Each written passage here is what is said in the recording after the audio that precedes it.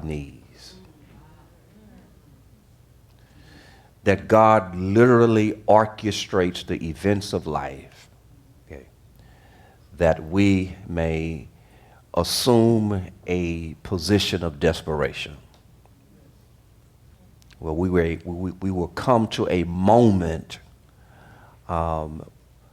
where we are unable to help ourselves. And it is at those moments where you and I begin to pray. And so there are several words and phrases that I want us to look at just before we read that 10th verse of the 14th chapter that helps us to get a sense of why there are times when God has to let the unthinkable occur, that we might come to a place of dire need of Him. It's like sometimes life is going so smooth until, we can kind of take a leave, God. Things are going okay, and our devotional life is waning. There's no intensity in our worship. Our commitment is que sera, que sera. We just kind of just going through the motion. And then God knows something is coming. And the problem is we don't know what's coming. And when it gets here, it changes. There's a shift in how we carry out the fundamentals of our faith. And prayer is only but one of the fundamentals of our faith. But there are times when we need help in that regard. Let's do this. Let's go ahead and put the passage up, Danny. And we want to read it, and we're going to take this one word, cry, and we want to take a look at what it means in the original language, and we're going to look at several examples of this. Exodus chapter 14, verse number 10. We all know where we are, right? We know where we are. We know what has happened. Okay, we've been following along. And so now we come now to verse number 10. As Pharaoh drew near, the Israelites looked back, and there were the Egyptians advancing on them.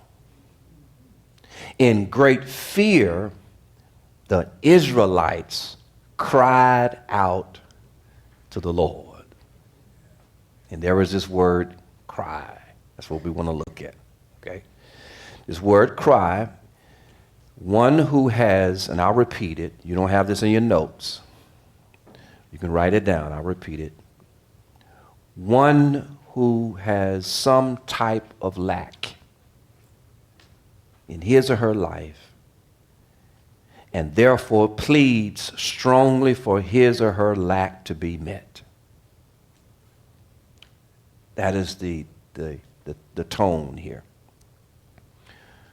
It's one who has some lack, some type of lack, and therefore pleads strongly, okay, for his or her lack to be met. That's what we see in this passage. The people were crying out to God. Now, what was the lack? What was the lack? What was the lack? Protection. Okay. Okay. Or was there a lack of protection? Okay. Okay. They felt that there was a lack of protection, right? So they cry out to the Lord. Was there another lack here? Okay. There was a lack of faith. Okay. So they cry out.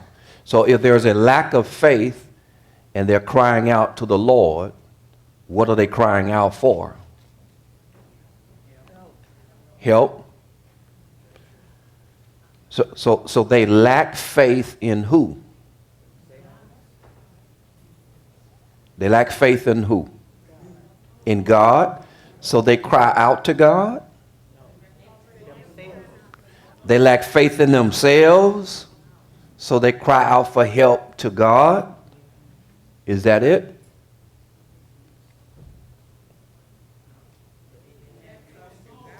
They didn't trust God, so they cry out to God.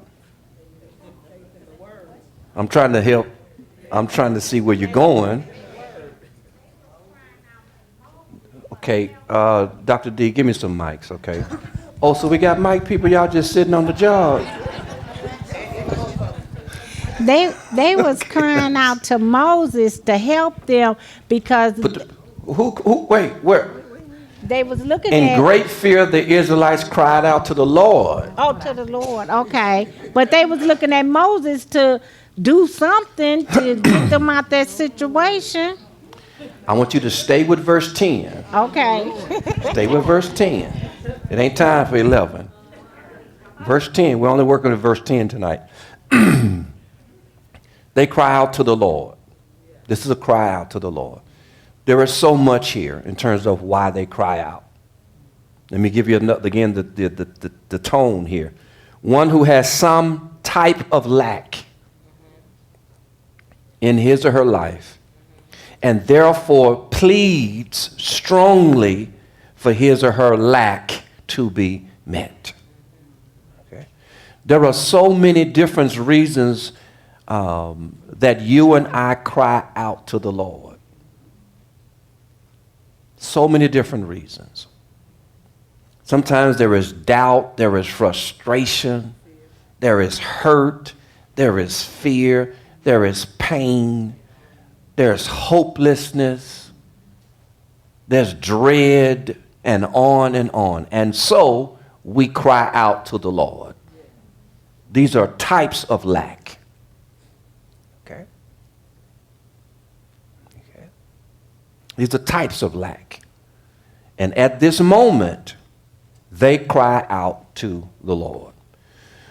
But it also means it is to beg.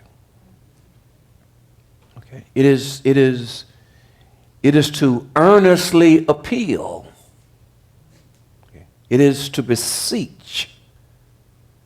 It is to give something to God in exchange for something wanted or desired.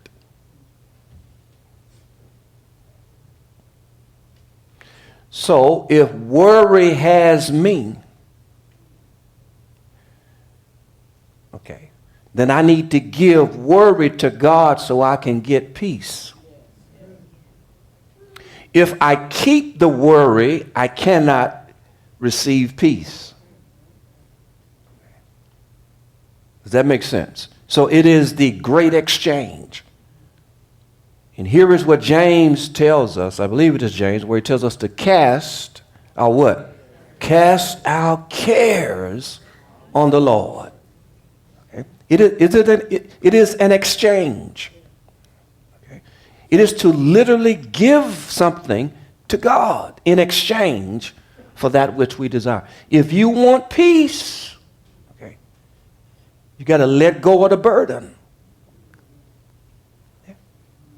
A lot of times, and here again, we have to be, sometimes we need help with really letting stuff go. Sometimes sometimes it's heavy, but it's not too heavy because we're still trying to carry it.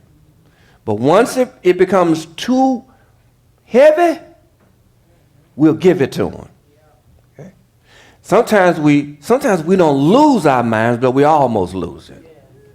And we get to a place where we can't take this anymore. It is at that point where we give it to God. Okay? And so why not just give it to him from jump? Okay? So here again is what Matthew Henry was talking about. God brings us into straits that he may bring us to our knees. Okay? So this cry, it is a passionate, heartfelt, sincere plea. That's what we have here. So now we want to look at several examples, and we want to see if we can feel the weightiness of the words of some of these individuals in the midst of these types of, they were in straits. The first one you'll see in your handout, Job chapter 8. And let's look there. Job chapter 8, verses 5 and 6. Job chapter 8. Okay. If you will seek God. Okay. Now this is not to simply look in God's direction. Okay. Let me tell you what this is. Have you ever been shopping? Okay. I mean, everything is going well. You're shopping. You're shopping for whatever you're shopping for. And all of a sudden, your bladder begins to speak to you. All of a sudden, the nice dresses are no longer that interesting. The golf clubs do not have your attention. You're looking for that little man or that little woman on the door. That becomes the priority. And you will even ask a total stranger, y'all got a restroom in here? Where's the restroom? And you are seeking that facility. And so here in the book of Job, if you will earnestly, okay, laser focus, okay, remember now, they were not crying out to Moses, they are crying out to God. Okay? There is some lack, okay?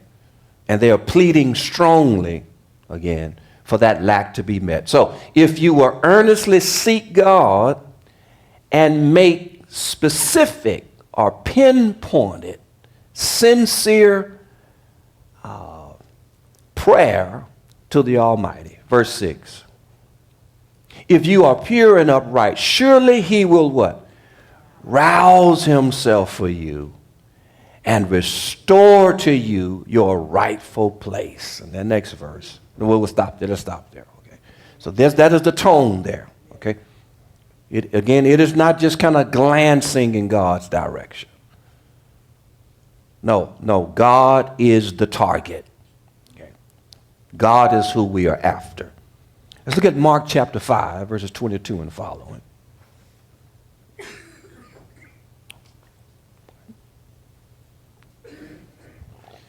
Then one of the leaders of the synagogue named Jairus came, and when he saw him, being Jesus, fell at his feet.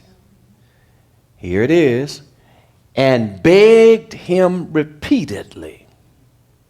My little daughter is at a point of death. Come and lay your hands on her so that she may be made well, and what? And live. Now here again, remember the description of it. There's a lack. And it is a strong plea. It is to plead strongly. Okay? It is to beg. It is to beseech. It is to earnestly appeal. That's what we're talking about here. Here, this man's daughter was at this place of death.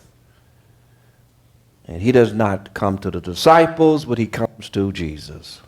And he begs him. Okay. Have you ever done that?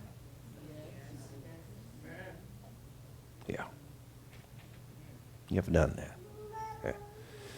You didn't need no lead in, did you? You didn't need a song to get you ready, did you? You didn't need any help, did you? No. God brings us into straits, that he may bring us to our knees. Luke 7:4, let's look there.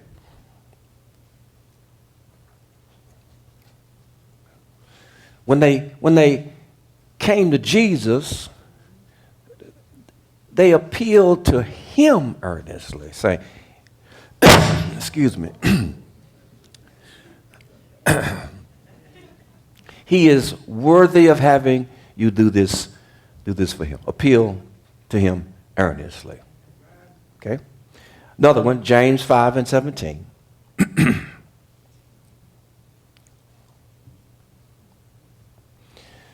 Elijah was a human being like us, and he what? How? Fervently, heartfelt, earnestly, that it might not rain. You ever prayed fervently that it might not snow?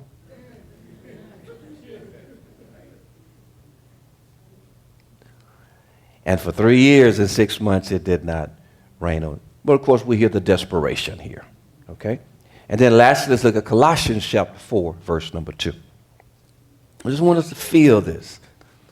This is the intensity here of this cry. Devote yourselves to what? Keeping alert in it with what? So here again, our prayers are not always with intensity. Sometimes they're just bland. And sometimes we need a little We need that. And there's nothing like when life shifts on us. We do this. We cry out. Okay? We come to a place of desperation. And again, there is this type of lack, and that we need God and God alone to do what we cannot do, nor what anyone else can do. Okay? That's where they are. So we say this in summation: when prayer is real and raw.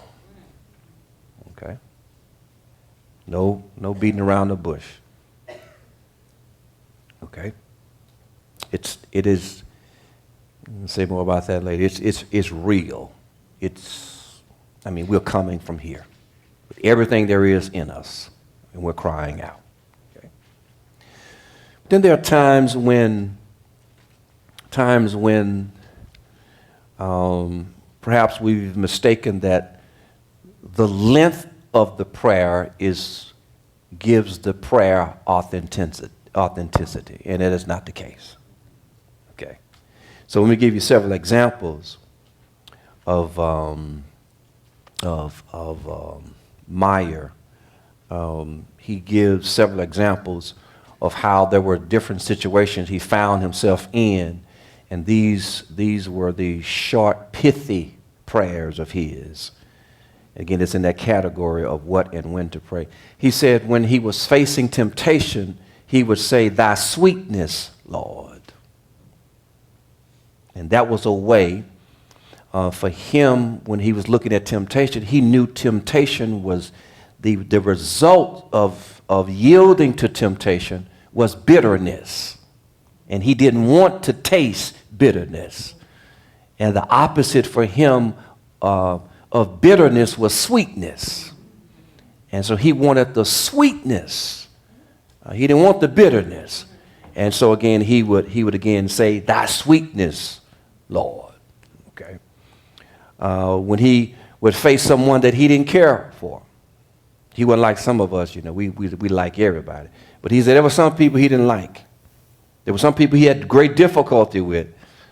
And he would say he knew he didn't like them and he was supposed to love them, so listen to what he would say. He said, "Thy love, Lord.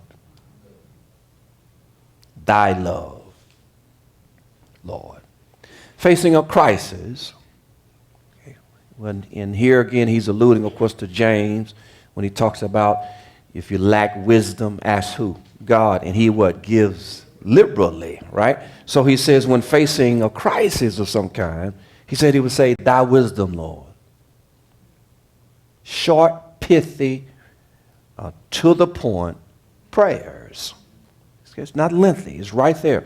And then, of course, he said whenever he was facing worry or when he was over anxious or over concerned about family, job, anything, individual, what he would say is that he would say, Lord, and then he would insert the individual's name or the issue, and he would just state it. Yeah. It's kind of like sometimes we say, Lord, you know. Sometimes you just say, Lord. Yeah. Yeah. Lord. Yeah. So here again, the length of the prayer does not give credence to the authenticity of the prayer. It does not say that's a bona fide prayer. No. It's heartfelt. It's truthful. It's honest. It's sincere, and that is a prayer.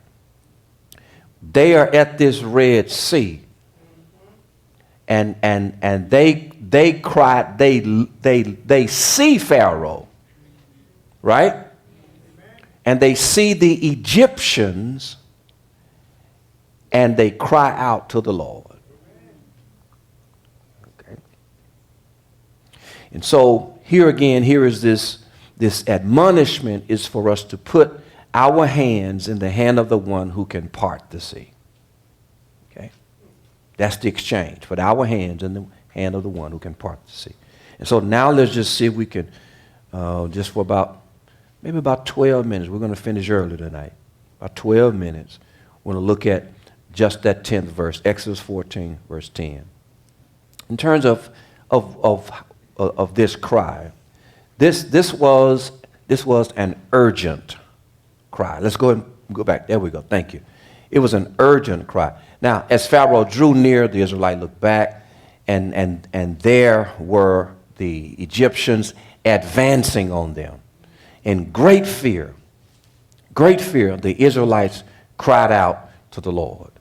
Now, this was an urgent cry. Now, when we talk about urgency, what typically comes to mind in terms of a description of that which is urgent? Timely. Right. Now. Okay.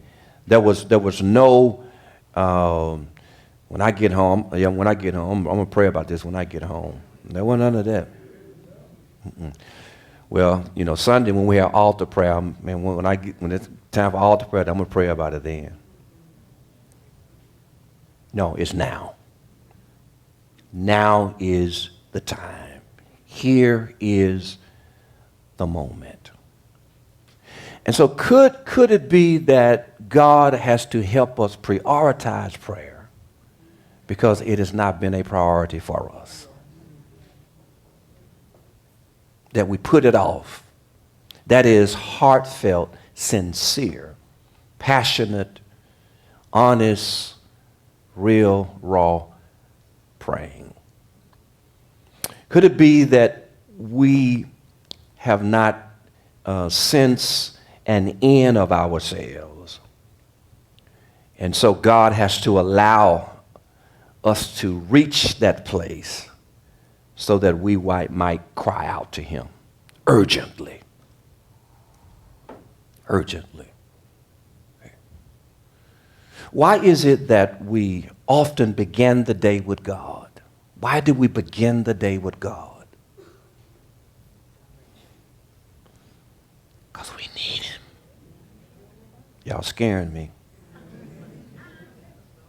We begin the day with God because we need him.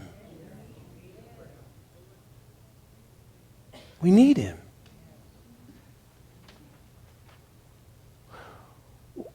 We don't wait until we need God, okay, to spend time with God, right?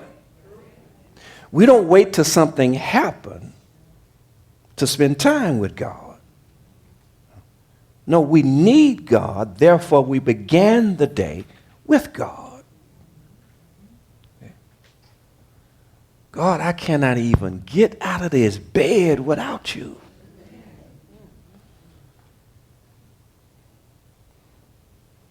And with the exception of last week, I'm a healthy horse.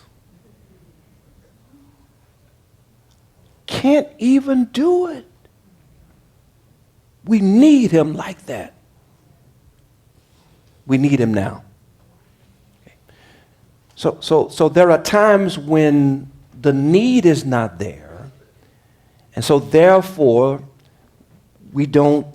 prayer is not the priority.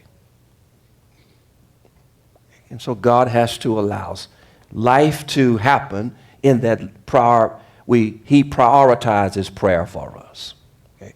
We need to be reminded how much we need the Lord. We have to be reminded of that. Okay? Because sometimes we don't think we need him until something goes wrong that we cannot handle. We need him, right? When things are right. So we don't become complacent. Right? Yes. Okay? So we need that. We need that intensity.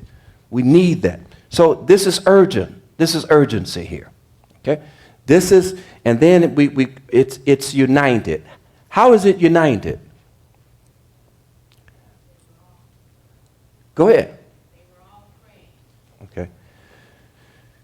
I need to go to another church and give me some mic people. Mic people, y'all can't come wait. Y'all. Back there, Sarah. Thank you. I'm going to give you your notes. Don't worry about it. I'm going to give you little notes. Say it again, Nick. All of the Israelites were praying unitedly. Put that up, Lexi. I'm sorry, Danny. I'm looking at Alexis right there. Lord have mercy. Let's put the text up there again. Let's look at this. Okay. As Pharaoh drew near, the Israelites looked back.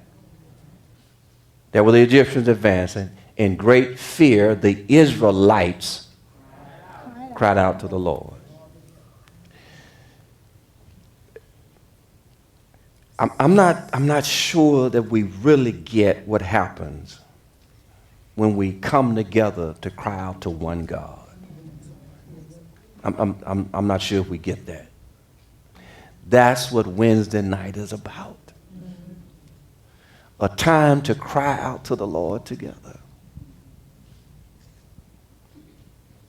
On one accord. Now listen, you and I cannot know the details of our situations and still be on one accord because we all need one God. So regardless of the details that are transpiring in your life, regardless of what's happening in my life, it ain't but one God who can do something about it. That's right. So with one voice, the people of God cry out to God. That's what it means to be on one accord. If my people who are called by my name would what? Humble themselves. Pray. What? Seek my face. Turn from their wicked ways. Then I will hear from heaven and what? Heal the land. That's what that means. These people were crying out to one God. That's powerful. When the church, when the people of God come in one spot for 1 hour and cry out to one God. I don't think we get that. I'm going to prayer meeting to cry out to God with the saints of God. That's strength. That's encouragement. I mean, think again, and so when we gather, again, all of the testimonies, all of that is part of the encouragement. You know, hearing someone else been healed and someone else, you know, got an opportunity to take care of their family, and someone else, something happened that they didn't see coming, but it was exactly what they needed. All of that, we hear all of that, and there's only one God who is doing that. So we are united in that fact that all these people crying out to one God about a whole lot of stuff, and he can hear all of it at the same time. And you don't have to repeat it.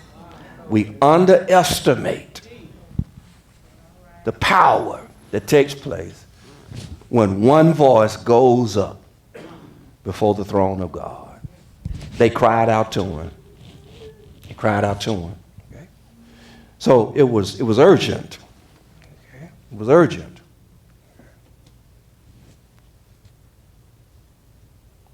We need to make prayer a priority. But when it is not a priority, God has to let something happen.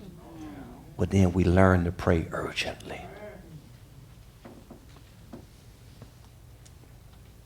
Okay? This united piece. Okay? Listen. When these prayers are going up, ain't nobody looking around the room. All of us in here need him. That's all right. You ever notice that? We all need him, don't we? On Sundays when we come to that altar, we all need him. Nobody looking around sizing anybody up. No, we all need him. And that's one voice going up before that throne. And we believe God hears. Okay? But then also this prayer, it was unfeigned. That is, this was not a ritual. This was not, you start out saying this, then you start saying this. No. They cried out. This was not no 1, 2, 3. Okay.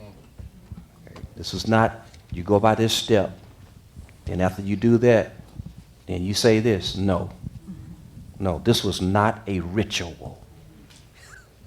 It was unheard of. It was instantaneous. It was not rigid. Okay. Again, it happened.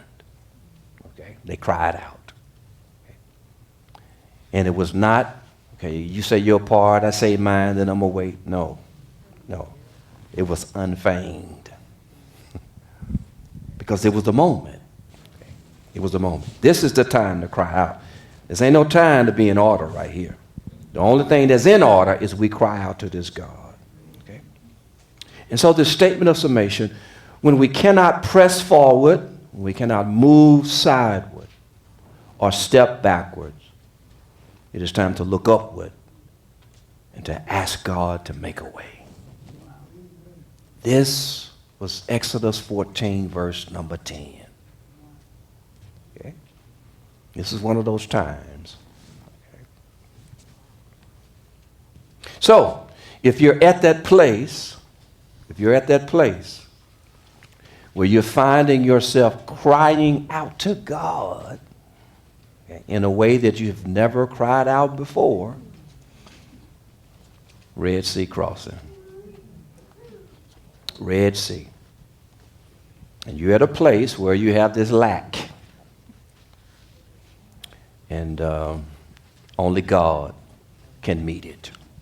Okay? Only God can meet it. Any questions?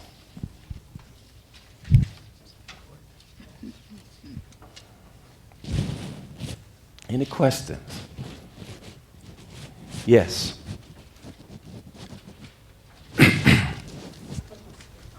I'm trying to put it, yeah.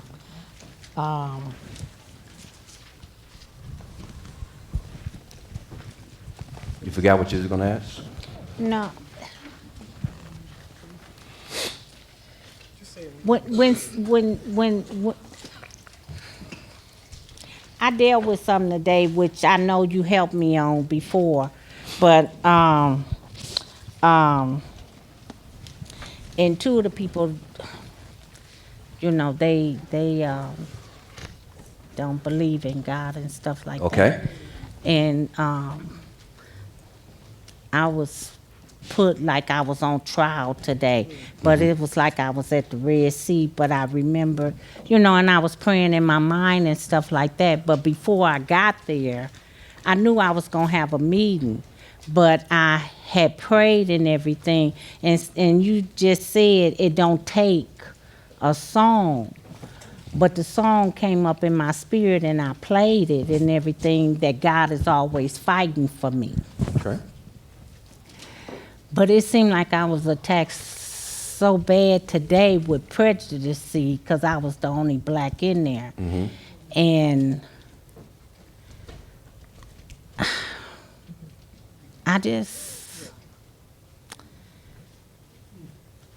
ain't understand. Didn't understand. The why me? Why, I mean, as far as being attacked, Mm-hmm. at that time, even though I prayed and I dealt with that, is he still dealing with me on that? Being attacked to where I have to deal, as far as, I don't know. I just need help. Mm-hmm. Why would you open the door for me and then let me, go through a same situation again? Yeah. Yeah. Well, that's good training for you. And let me tell you what that means. Here again, whom the Son makes free is free. Listen, you'll say God saves us, but the enemy continues to recapture, attempt to recapture, attempt to re-enslave, attempt to harass, frustrate. That's what we talked about last week. In pursuit. You're in pursuit. Okay? And you just have to know that. Yeah. That what? That you are being attacked? Because it's like this, it's like,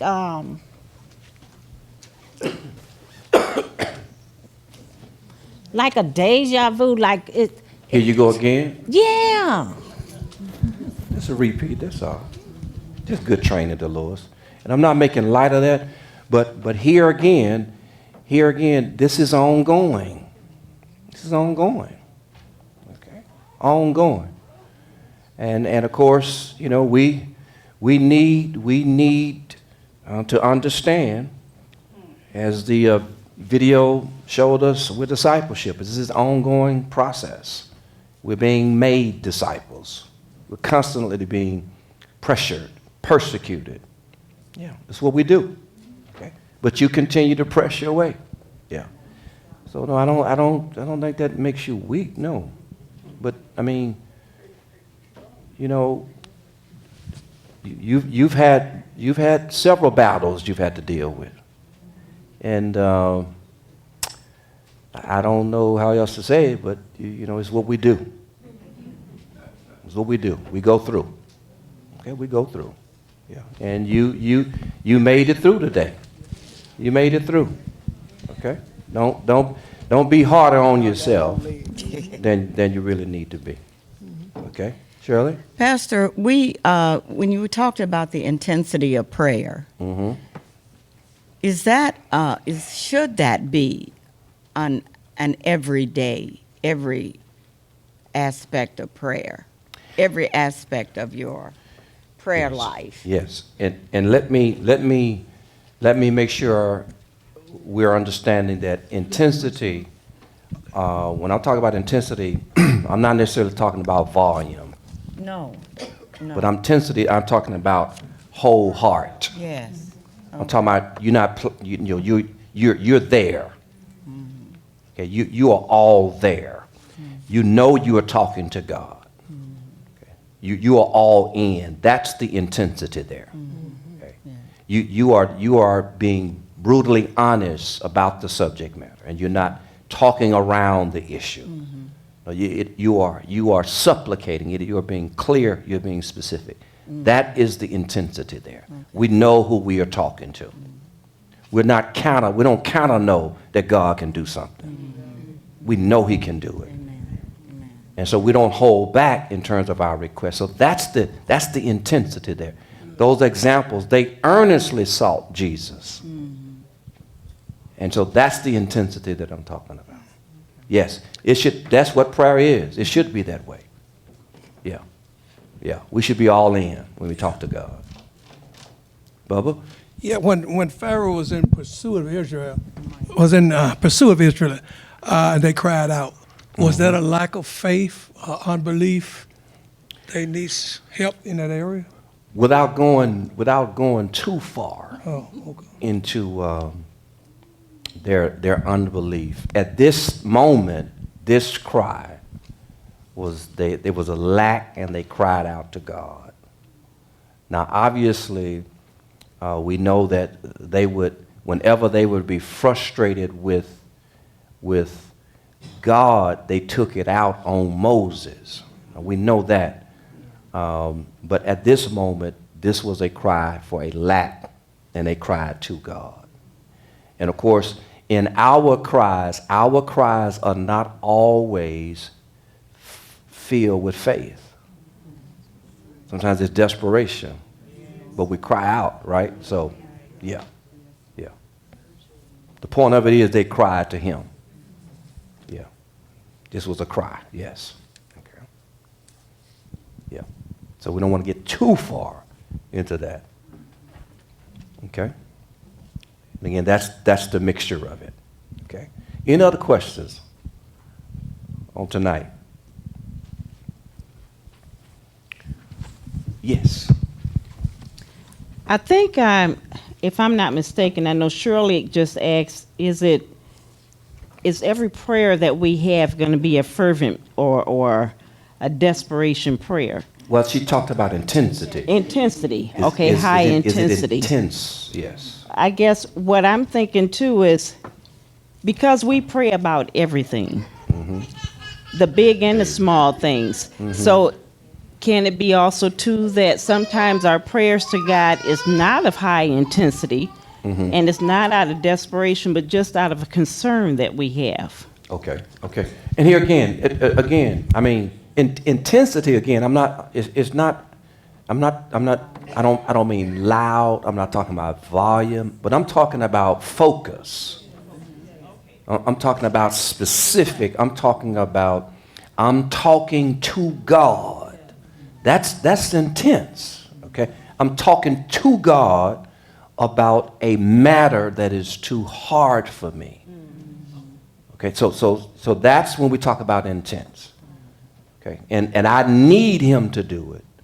And I'm not telling him how to do it. But I need him to do it. I cannot handle it. I can't. I don't know what to do. So I mean, it's all of that with that. Okay, Steve. So when we talk about intensity, we're talking about that. You know, I was sitting here just thinking about how I know every day is different. And I do wake up and get engaged with God, but as the day going on, light pop up without your permission. And so I have to make a shift. Sometime I just got to go in prayer mode with one word, and that's it. Sometimes I have to think for a minute, pray for a minute, but sometimes this one word carry me through. Just one word, and that do it for me sometime. Yeah. Thank you. Yeah. Okay. All right. We got one more here. Pastor, I remember one time I went to this church, and I'm just sitting there chilling, just enjoying myself. And the pastor came to me and told me, he said, "You preaching?" I said, "What?" He said, "You preaching?" I said, "Look," I said, "I didn't come to preach." He said, "You're a preacher, ain't you?" I said, "Yeah." He said, "Well, you preaching." Now here I'm sitting there. I don't have no sermon. I don't know what I'm gonna do. I cried out to the Lord. I said, "Lord, what am I gonna do now?" And the Lord spoke to me. And I had to learn this right here. I know who called me into the ministry, but I really don't know exactly what it is that he is calling me to do. Okay. So sometimes, you have to reach out and put your faith and your trust in God that he's going to take care of you because he the one called you to do it. Okay. And I got up there, Pastor, and I preached a sermon. The people got saved. Okay. So sometimes, you know, you have to cry out Okay. because there ain't nothing else you can do. Yeah. Yeah. Again, that sometimes we're desperate. Yeah. So yeah, we're kind of saying the same thing. Yeah. Okay. So again, these cries, there's a mixture of so much. It's a lack. There's so much there. Okay. And so this is what this was. Here again, there are those moments where God allows these things to happen, okay, that we might pray in this fashion. Okay. Court, we good? All right. See you in the morning. Prayer call 6:30. Amen.